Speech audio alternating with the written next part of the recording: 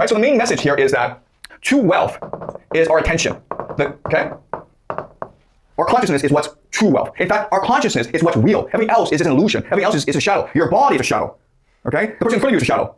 This blackboard is a shadow. What's real is the thing inside your head. Your consciousness is what's real. Now what power is the capacity to direct and control this attention. Okay? How I power you is by making you think the way I want you to think. By making you see what I want you to see. Okay? So I can make you see the shadows and make you think it's real, and that's what true power is. And this idea, once you understand it, explains the reality that we live in. Okay? So I'm gonna take this idea and apply it to reality and show you how it works.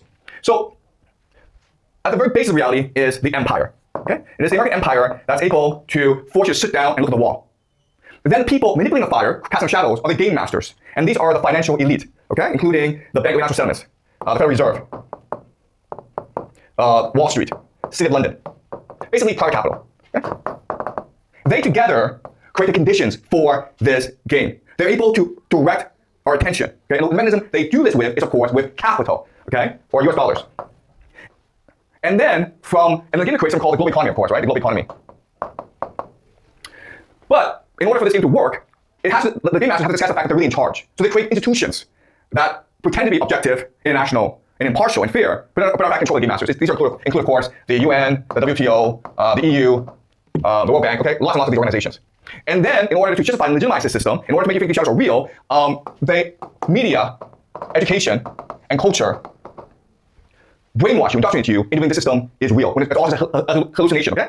And then from this, of course, you have the legal system to enforce the system, as well as customs and habits, values, and norms. Okay, so this is an enforcement mechanism to force you to believe that the system is real. Okay?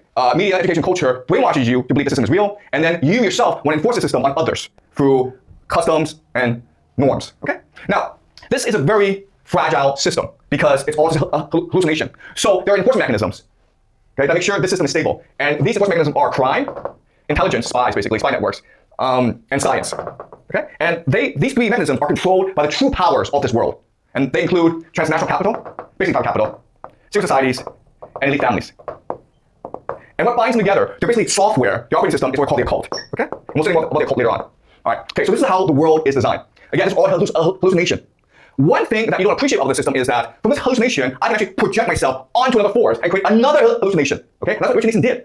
From this system, in order to maintain the empire, in order to maintain the supremacy of the US dollar, okay, he created two new hallucinations. And they are the GCC and China. Okay? GCC and China. All right? So what underpinned this system before was gold. The fact that US dollar could always be exchanged for gold. Once that's gone, then you need to create two new hallucinations in order to disguise the hallucination. Okay? So what happened was that over the next few decades, this system will transport itself and impose